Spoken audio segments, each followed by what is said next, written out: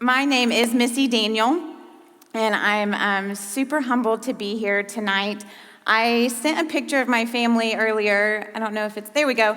So my husband, Craig, June will be 12 years that we've been married, and then my oldest is Lindley Bell. She's not that tall. She's standing on a step. I've had several people say, Lindley Bell's so tall. I'm like, well, she is, so Lindley Bell, because we are good Southerners. And so she will be 10 in August, and then I have little Dottie Grace. She is 6, and then my twin boys, Noah and Wells, and they are 2.5. And y'all can't already be crying. This is not good. Those boys, they are the light of my life. This is not good. My number one prayer all along has been just keep it together. Just keep it together. That's all that matters. Just keep it together so you can speak clearly. So that's my dear family. And I do want to go ahead and just say it is not lost on me that you can look at this picture and probably make very quick assumptions about who I am and the life I live and the life I've probably always lived. I get it. We look very put together. We look very happy, we are happy, but I think it would be, it's not lost on me that I'm very easily stereotyped into a certain category when you look at my family and you see me. And so I'm just going to tell you guys a little bit. So I'm 36 years old now, but on my 18th birthday, I was a high school dropout. I was homeless. I was addicted to drugs. I was sexually active, and I had found myself in a true life-threatening crossroads. So I'll give you a little backstory of how do you find yourself in that place at 18 years old. But first, I have to say this is not my story. This is God's redemptive story. Oh, I can't look at my friends. This is God's redemptive story in my life. There is nothing about me that wants to be up here and tell this story, okay? You will soon learn I actually would rather be dead than to be here telling you this story. It is truly by the grace of God that I am up here telling this story, and it is His story. There's nothing special about me. The love that Christ has given me is the same love that He gives to every one of us. So there's nothing special about me. Please don't put me in any kind of a pedestal. But a quick backstory. I was born in Memphis, Tennessee. Woo-woo. And for any other Southern girls in the room, woo, Danielle, Oops, yes. Danielle's husband is actually, and her father-in-law is what brought my husband and I to Memphis, or to Wichita, but I'll get to that later. So I was born in Memphis, Tennessee, and at the age of 3, my family and I moved to Japan. My family consisted of my mother, my father, and my older brother and my younger brother. And we moved to Japan for my parents to be missionaries.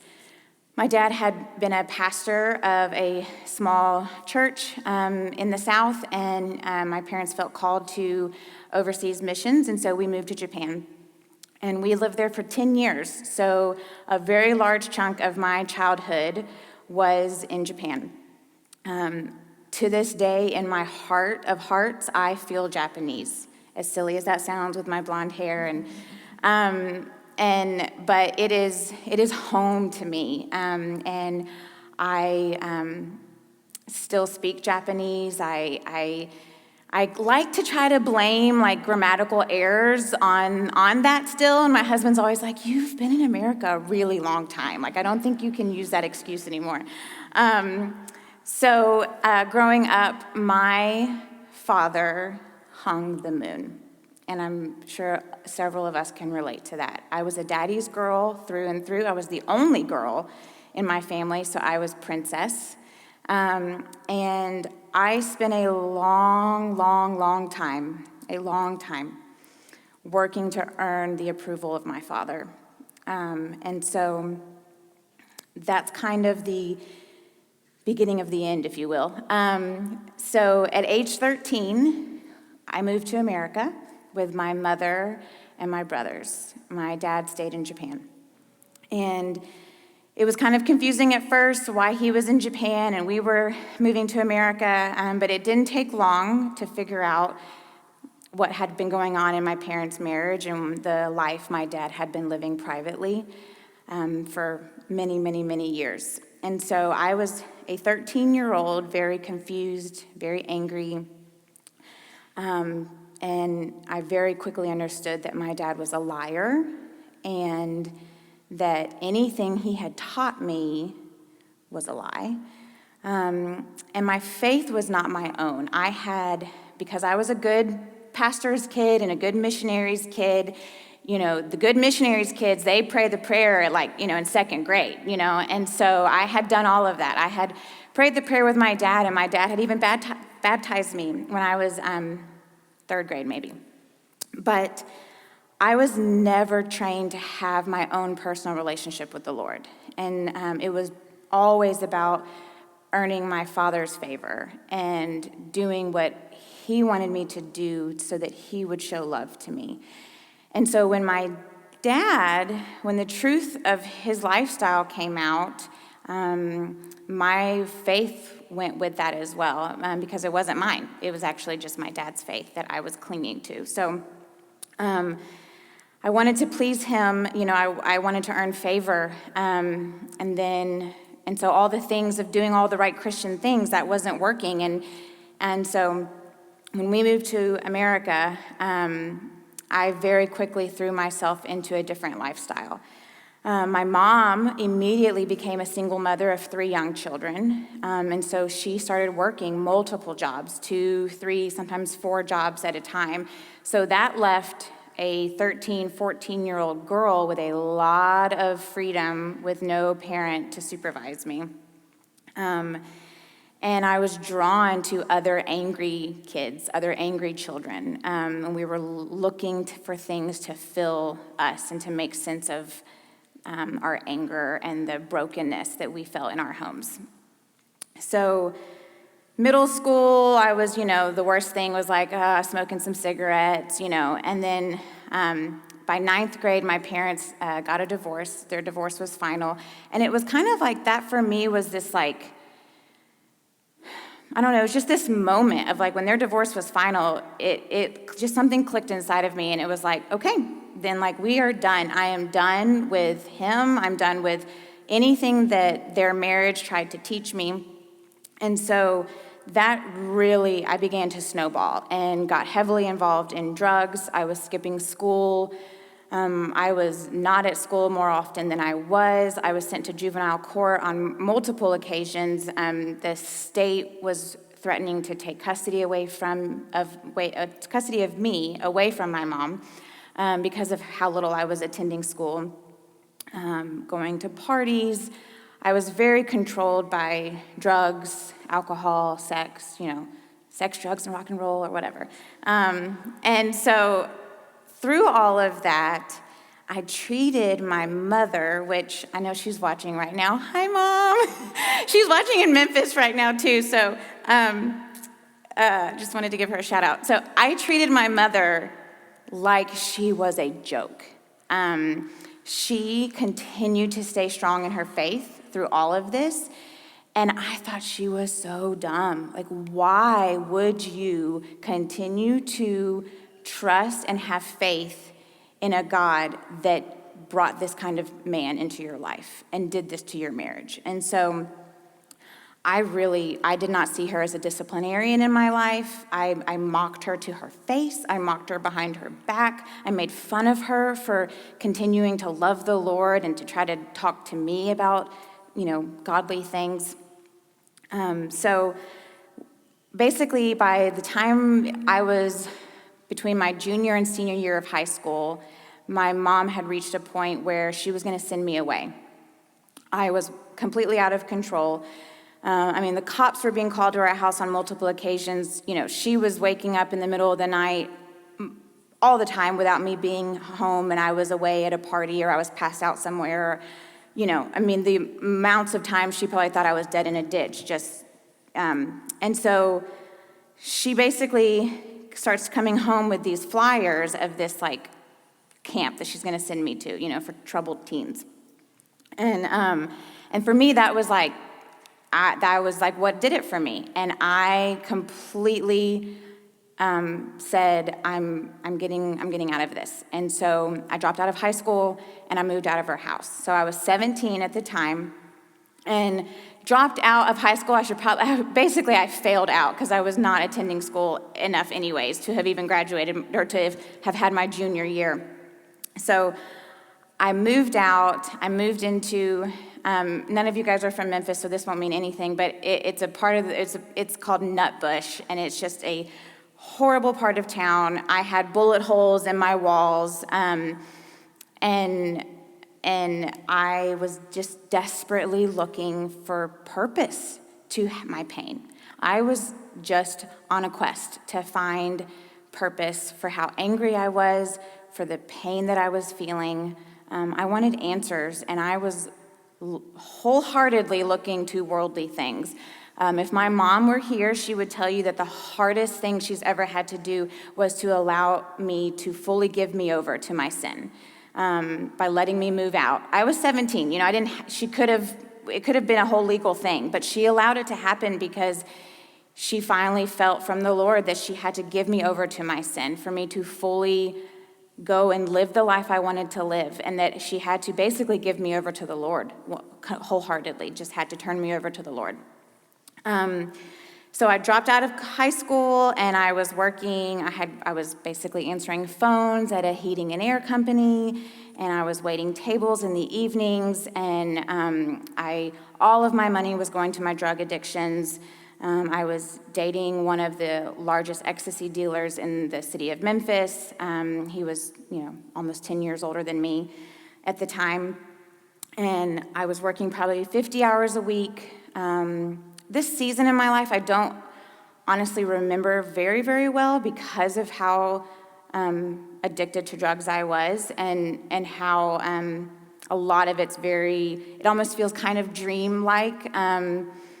When I think back on it, a lot of black moments, but one thing I do remember is my mom started dating someone, and his name is Gary, and he kind of was around for all of the mess that I was bringing to my mom's life, and he took the time to get to know me and to just try to love me where I was. I was estranged from my real dad at that time, and so this was kind of a new thing for me to experience, just a father's love that was seemingly not, I wasn't having to earn anything. I was even like negatively earning, I was not trying at all to earn this man's favor, and he just grew a love for me, and he never backed down from building a relationship with me time and time and time again after he would watch the pain I was putting my mom through. He just continued to stay in there with me and love me. And he and my mom got married. So I had moved out and they got married like 3 months later. So I was living this whole lifestyle. I was this high school dropout, living on my own, working. I was a drug addict. I had a different man in my life every week, and yet my mom was walking the narrow path. She was doing these things, and it was making like sense to me, but also not. And I remember at their wedding, standing there, and I had no understanding of what was really happening, but I remember a feeling of joy and peace. Maybe not even necessarily from me, but from my mom. I just felt that, and I didn't know where it was coming from. And so they got married in January of 2003.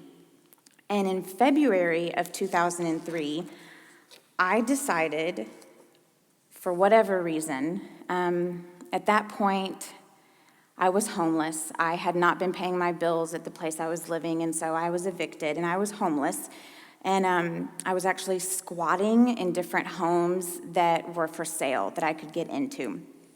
And so I had been doing that for probably about a month. Pretty much right after their wedding, I was homeless and living in homes that were for sale, sneaking in at night, sneaking back out in the morning.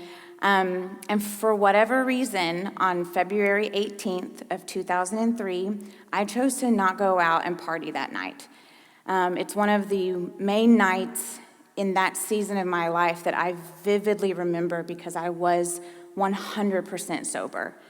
And I was asleep on a couch in an empty home that was for sale. They had left a couch in there, I guess, to make it look homey. I don't know. Maybe it was for me. And so I was sleeping on this couch, and somebody obviously knew that I had been squatting in this home.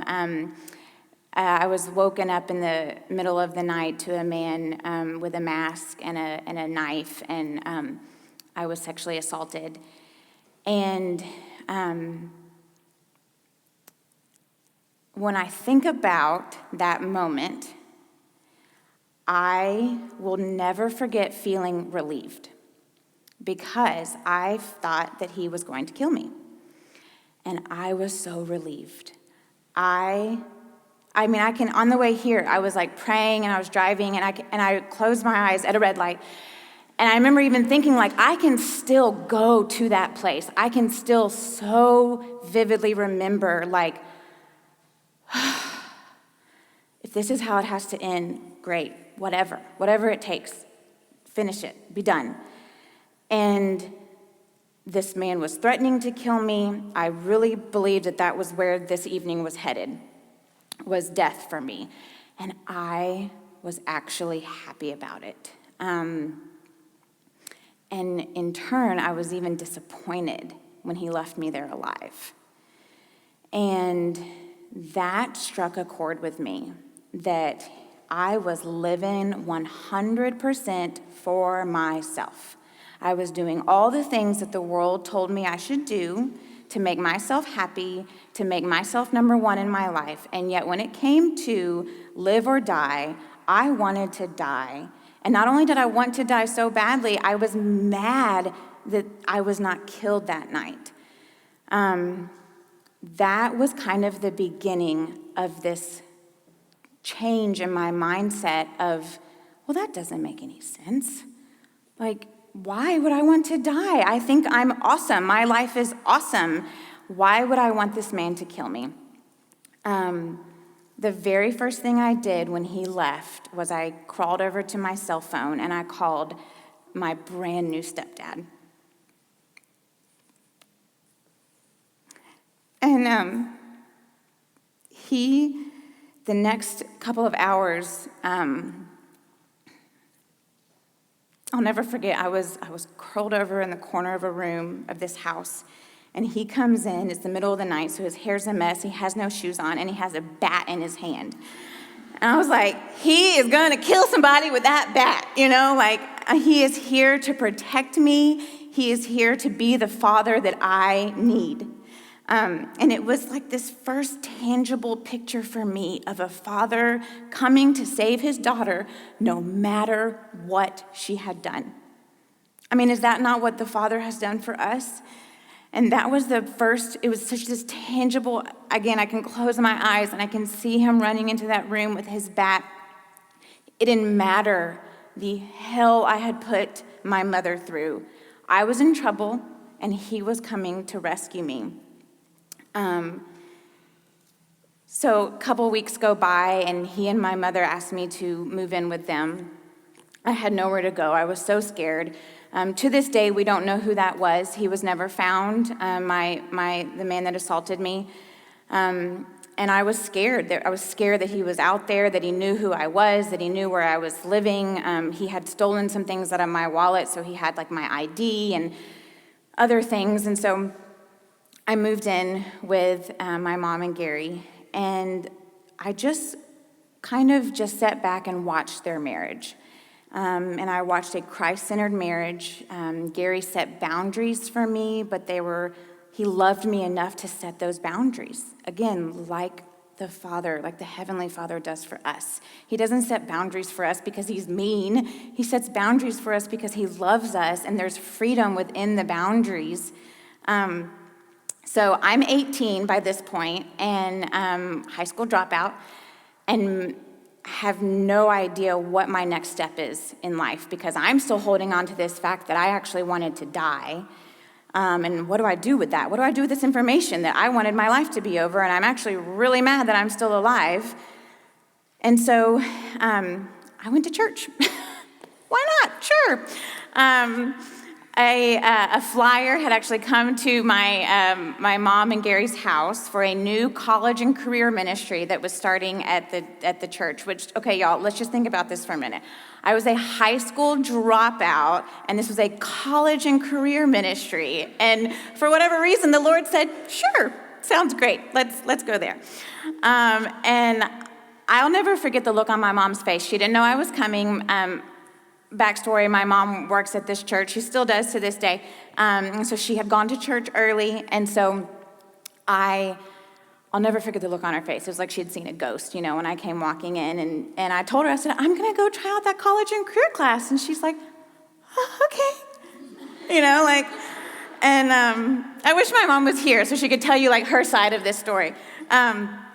So I go and I started attending this Sunday school class, and unbeknownst to me at the time, some of these kids, 18, 19, 20-year-olds, they actually knew who I was, and they knew everything about me because my mom had been, on staff at this church for a while, and I was in a lot of people's prayer requests. So I go in there just thinking, these people don't know anything about me, and, they actually were all very aware of who I was and the life I'd been living. And one of my best friends, Molly, she was actually the first person that I kind of ran into when I walked in. She would tell you she was very, very scared of me. She said, we've laughed about this for over the years that, she's like, I knew exactly who you were. I knew the life you'd been living. I knew the kind of guys you were dating. I was scared. I was scared to talk to you. I was scared to look you in the eye, But they were so kind to me, and they were so welcoming. And they announced that there was going to be this weekend camping trip. And so again, I at this point, I'm still making sense of, do I even want to be alive? And these kids are really nice to me, but and so I decided to go on this camping trip. And it was June 11th of 2003, and I cannot tell you a single word that the speaker of this trip said. The Holy Spirit 100% took over when this person was talking, and it was a complete message for me. And I have to say, I was in tears because I have in my notes a chain breaking. And so when you were talking about that, I was like, Lord, you're so good. Because I will never forget, I sat down in this chair to listen to this person speak, and I remember the Holy Spirit in that moment. He took me back to February 18th. He took me back to that night that I wanted to die, and I didn't die. And he just 100% revealed himself to me. He revealed himself to me in a way that there are no words. He revealed why it was so upside down that I would be living the life I was and would want to die. And I literally remember feeling the weight come off of me when I stood up from that chair. It was literal chains, this bondage of this need to live this life, to gain approval from either my father or men, or that the drugs would make me happy enough to be okay with who I was. The chains literally came off of me, and I went home from this camping trip, and my mom and I love to tell the story that it was like the prodigal son. I came running into the house and was like, Mom, Mom, Mom, and I just tell her all these things, and we just cry. And I said, okay, great, I gotta go break up with my boyfriend now. And she's like, okay. She says, I left, and her and Gary just sat there, and she said they just wept, and they just prayed, and just praised the Lord for what he had been doing in my life. And so I go and I break up with my boyfriend, and I had to quit my job. I had to change my phone number.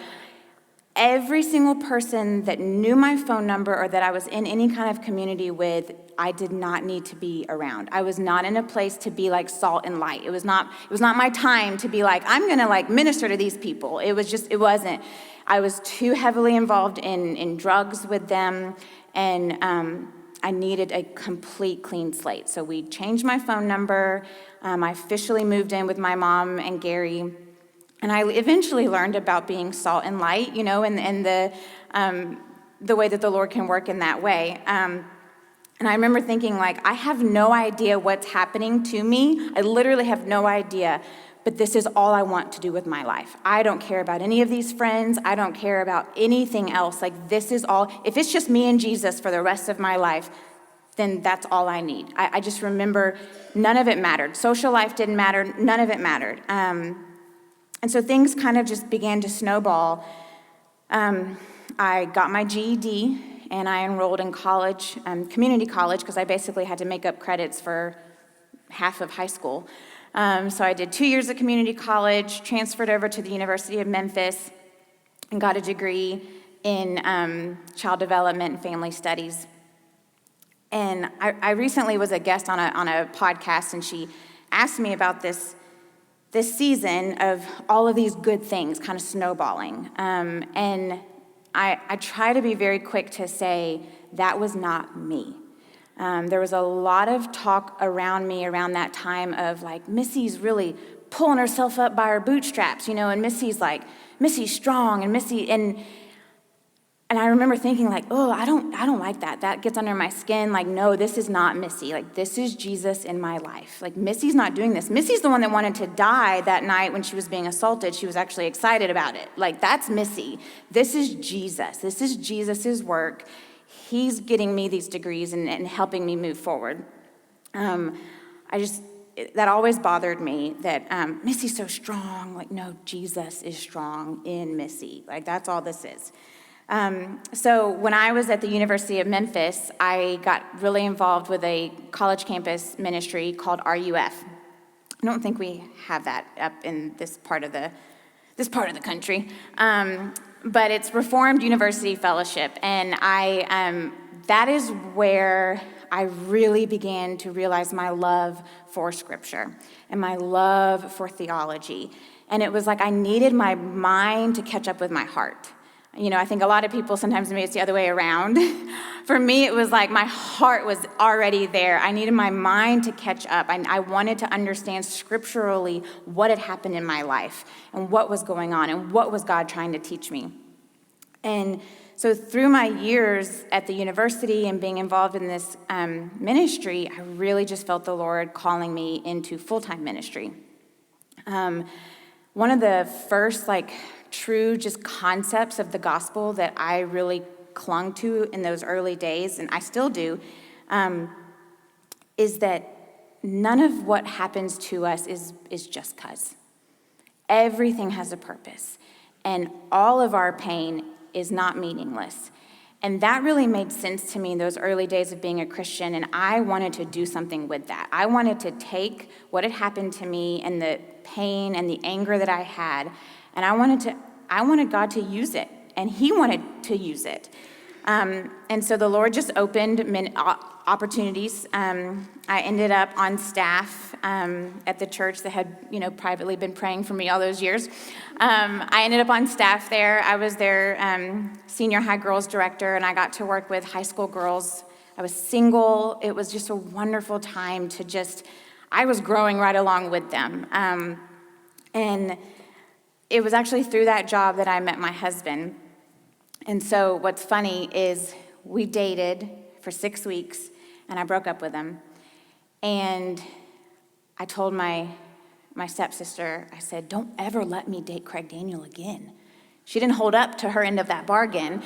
But the reason I said that was because I had not fully given over my identity to Christ. I was really hanging on to shame and really was believing the enemy in that I was a Christian, but I didn't deserve him.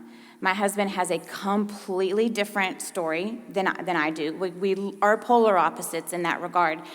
And I had this place of I need to carry my shame. Like, I need someone who's also made bad decisions and has done really bad things, because then, that's what I deserve. He deserves someone better than me. And shame just had control over me. And honestly, y'all, even all these years later, every morning, I have to put that to death. I have to take that lie and I have to put that to death every morning, because shame can have a strong hold on me. When I look at my husband and I look at the times I feel very undeserving of someone like him, that is the enemy. And I have to put that to shame, because I'm like, I am worthy in the eyes of the Lord, and that is all that matters. So we did not date for 2 years. My sweet husband, he waited patiently for 2 years. He always makes jokes. He's like, if you would have just figured it out, we could have saved a lot of time here. But I needed that time. The Lord still just, I needed that time with the Lord. I needed to learn what it meant to be whole in him, and to not just cling to my husband to make me whole. I needed to learn to be whole in the Lord and learn just the discipline of putting Satan's lies to death over and over and over again. I needed to learn that discipline before I got married. I still need to learn the discipline every day. And so when we got back together, we dated pretty quickly. We very quickly knew that we wanted to be together, and so we dated about 6 months, and we got married in June of 2009. And then we together went on staff with Campus Crusade for Christ at Ole Miss in Mississippi. And that was so fun to do ministry together. Our very, very first conversation we ever had years before that was about ministry and how we both wanted to be in ministry. And so to be doing ministry together with my husband was so fun and so beautiful. And we didn't have kids, and so we could just give all of our all to these college kids. And college students are so vulnerable. They're away from their parents for the first time. They're really learning, is my faith mine or is my faith my parents? And I get that. And I loved just coming alongside these freshman girls when they were learning for the first time, I have my own opportunity to figure out who I am in the Lord, not who my parents say I am in the Lord. And so that was really fun. And we were going to head to seminary. That was kind of our next thing. And we were going to go to Covenant in St. Louis. And he was going to get his MDiv, and I was going to get a degree in family therapy. And we just had this whole picture, figured out for ourselves. And the Lord had different plans for us. And so I'll get to that in a little bit. But I want to touch on a couple of things. First, I want to talk about identity. And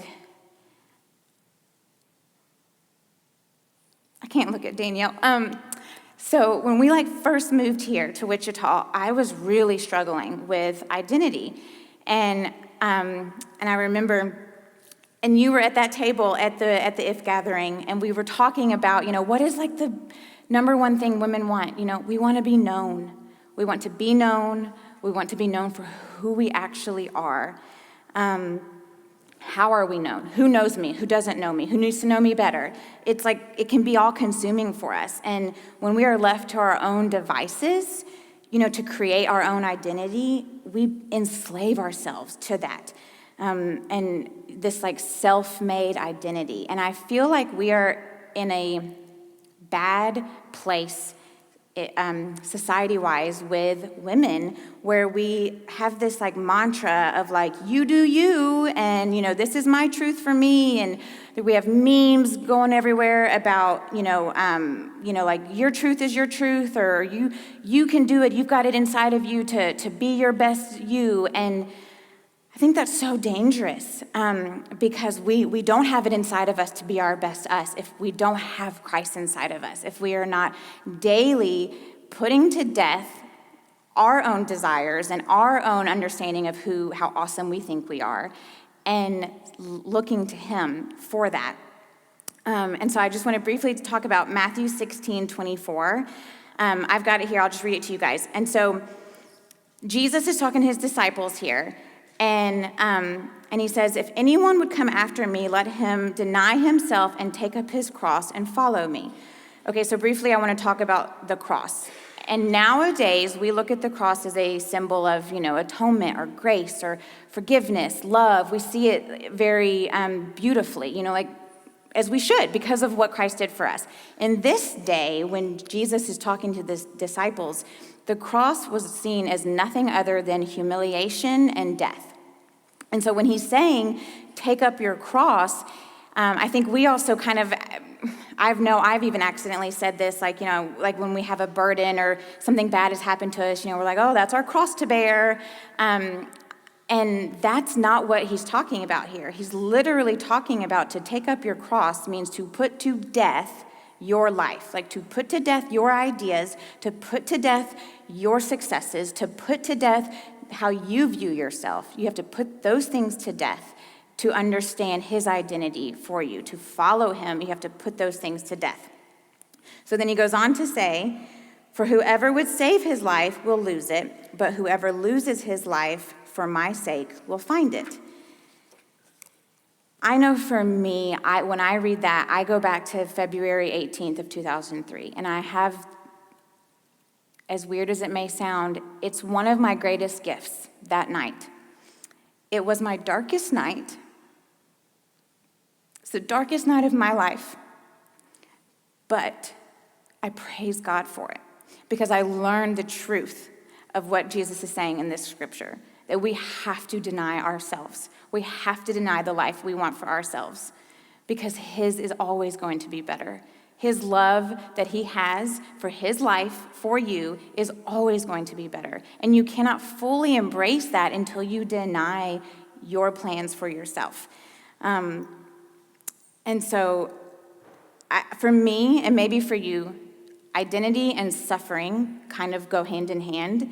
And Christians, I think it's easy for someone like me to get up here or for many of us maybe to tell a story and we're like, oh, things were so bad, and then I became a Christian, and look at all these wonderful things. Look at my beautiful family with all my children, and yay, And we would be amiss to not talk about that there is still suffering as a Christian, and that in fact it's actually beautiful, and that Jesus calls us to it because it reshapes us more into his image. It brings us closer to him. It allows for us to rely on him, to not rely on ourselves. And God meets us in our suffering. And so when I think about the things that have been hard in my life before becoming a Christian and since becoming a Christian, I don't want to, it's hard to say, oh, I'm so thankful for them, but in a way I am, because they've grown me closer to the Lord and they've allowed me to cling to who he says I am. Since becoming a Christian, my life has not been all weddings and babies, and I have a lot of those. I have a lot of babies. Ladies, my stepdad, he's not in my life anymore. And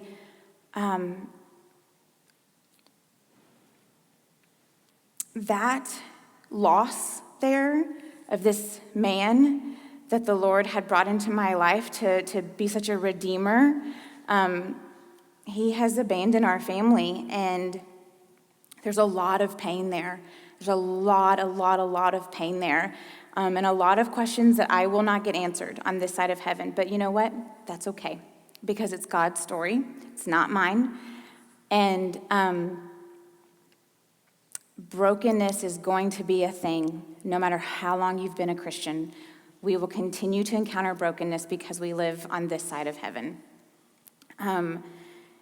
My mom and my stepdad getting a divorce affected me harder than my parents getting a divorce, partially because I think I held my stepdad to this higher standard. I viewed him as this redeemer that had come in and fixed everything. And so I think it affected me differently. I had a lot of anger at the Lord.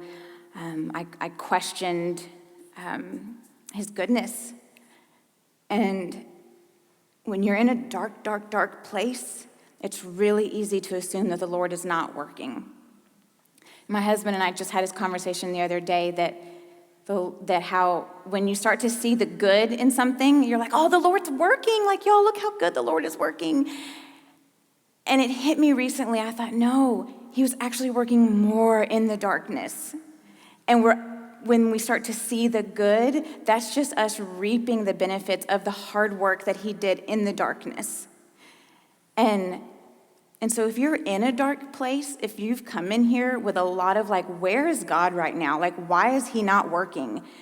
And it's because you're trying to see it. And we don't have eyes to see when we're in the darkness. But when he brings you out to the light and you then think, oh, the Lord's working now, like, trust that he was working harder for you in the dark places. My father-in-law recently passed away. Well, it actually be 5 years in July. And I was very, very close to him. He was faithful to his wife for 30-something years and raised my husband beautifully. And he was like the only tangible picture I had of just a godly father, a godly earthly father. And when the Lord took him from us really suddenly, it was again another opportunity that we could have said, why are you doing this? Like, what is this for? You know, I could have easily said, well, I guess this fatherless thing is my cross to bear. And it's like, no, this is not my cross to bear. I've picked up my cross and I've denied my life for the Lord. This is the Lord's cross. This is who he is. And he has beautiful, beautiful gifts for us. And coming out of the grief of my father-in-law's passing was my twin boys. And right after he passed, I started hearing the Lord speak over me life. I was estranged from my father. My stepdad was not in my life. My father-in-law had just passed away. And we were feeling kind of lifeless. We had only lived in Wichita about 9 months, so we didn't have much of a life here.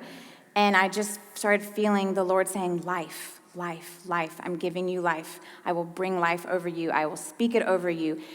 And I didn't know what that meant. And I would talk to my husband about it. And, you know, we were like, maybe we're supposed to adopt. Or maybe that means, you know, I don't know. Let's just keep praying about it. And when we decided that it was time for us to go into our third fertility journey, because that's another part of our story, is all of our babies are through fertility treatments. I was told at 15 years old I would never have children. And so for us choosing to have another baby meant a lot of hard work and a lot of pain and a lot of money. And we felt that from the Lord, that he just was like, I am in this. I want to bring life into your family. And so the day we got the ultrasound that it was twins, I even was like, of course it is. Like, why would it not be, Lord? Like, you said life, and I got poop on my playroom floor now, you know, because of all that life. And so I'm realizing I skipped over a really important part. So the Lord just spoke life over me. And another thing that actually grew out of that was reconnecting with my father. We had been estranged for 9 years at this point, and he had not met any of my children. And the last time I had seen him was at my wedding, where my stepdad was giving me away. And my real dad cut off communication with me at that time after my stepdad gave me away at my wedding. He said that it was the most harmful thing I could have done to him. So we were not in each other's life for almost 9 years. And after my father-in-law passed, and the Lord was just like, I'm speaking life over you, and there are going to be hard things that you have to do to fully live this life that I have for you. And I learned we can do hard things because of who we have inside of us. God is fighting my battle. My battle between my father and I is not my battle to fight. My only responsibility is to be faithful to what he calls me to. And then he will fight the battle for me. And we have been back in each other's life, and for the sake of time and privacy, there's no reason to go into so much detail of my childhood and the things that made it so hard, and my relationship with my dad, and why I felt safe with him not in my life for a long time. But it is only by God's strength that I can be in the same room with him and can actually love him, because that's what I'm called to do. I'm called to love him no matter what he has done to me or my family or the pain he continues to cause. That's God's battle to fight. It's not mine. My responsibility is to take God's love that he has for me and do with it what he is asking me to do. My children are getting old enough now that they're starting to ask a lot of questions. And so I do think I'm going into a season of needing to learn how to communicate some things to my oldest especially. She was very aware that he was not in our life, and now he's in our life, and she and I have had to have a lot of hard conversations about some of the things he's done and who he is, but that we're called to love him. She asked if she could come here tonight, and I told her no, and she said, when will I be old enough to know your testimony? And I said, honey, I actually don't know. Mama doesn't have an answer for that right now, and so we're walking through that with the Lord, but reconnecting with my dad, I see that as, I think, the first piece of the puzzle of teaching my daughter about forgiveness and just about what Christ did for us on the cross and how that should spur us to love those who have done us wrong. And then what we should do with all the pain, all the tears, the things that obviously I am still so raw about. What do we do with it? And I think that the Lord is equipping us. He's using these things in our lives to equip us to minister to other people. Like I said before, we're not just supposed to take these things and it's just like, oh, God did it to me, whatever. There's a purpose. And the purpose for suffering, I think, is one, to reshape us more into his image. But I 100% believe that number two is just as important. And it's to take the experience you've had and offer it out to help someone else, to be a listening ear, to be a helping hand. Because you have been given newfound grace. When the Lord carries you through suffering and you learn, there's actually this quote from John Piper from one of my favorite books. It's called Suffering and the Sovereignty of God. And he says, when you've passed through your own fiery trials and have found God to be true to what he says, you have real help to offer. You have firsthand experience both of his sustaining grace and his purposeful design. He has kept you through pain, and he has reshaped you more into his image. You have firsthand experience of his sustaining grace.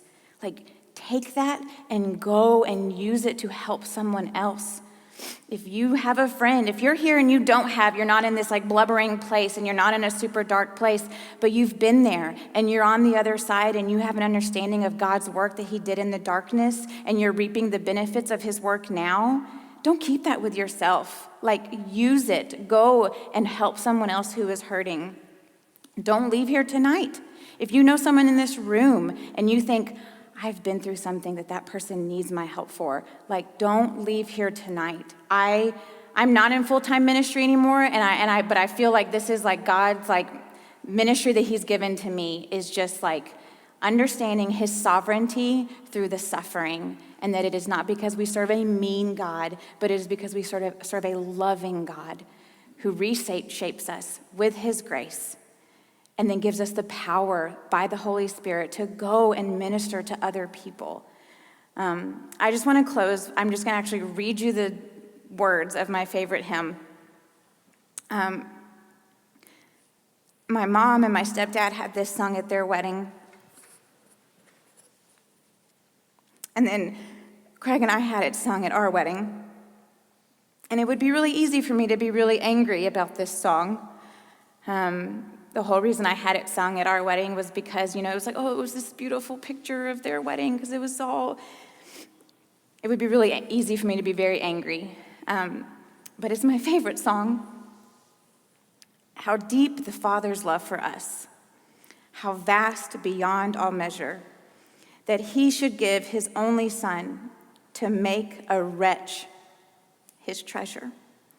How great the pain of searing loss, the Father turns his face away, as wounds which mar the chosen one bring many sons to glory. Behold the man upon a cross, my sin upon his shoulders. Ashamed, I hear my mocking voice call out among the scoffers. It was my sin that held him there until it was accomplished. His dying breath has brought me life. I know that it is finished. I will not boast in anything, no gifts, no power, no wisdom, but I will boast in Jesus Christ, his death and resurrection. Why should I gain from his reward? I cannot give an answer. But this I know with all my heart, his wounds have paid my ransom. Why should I gain from his reward? I cannot give an answer. But this I know with all my heart, his wounds have paid my ransom.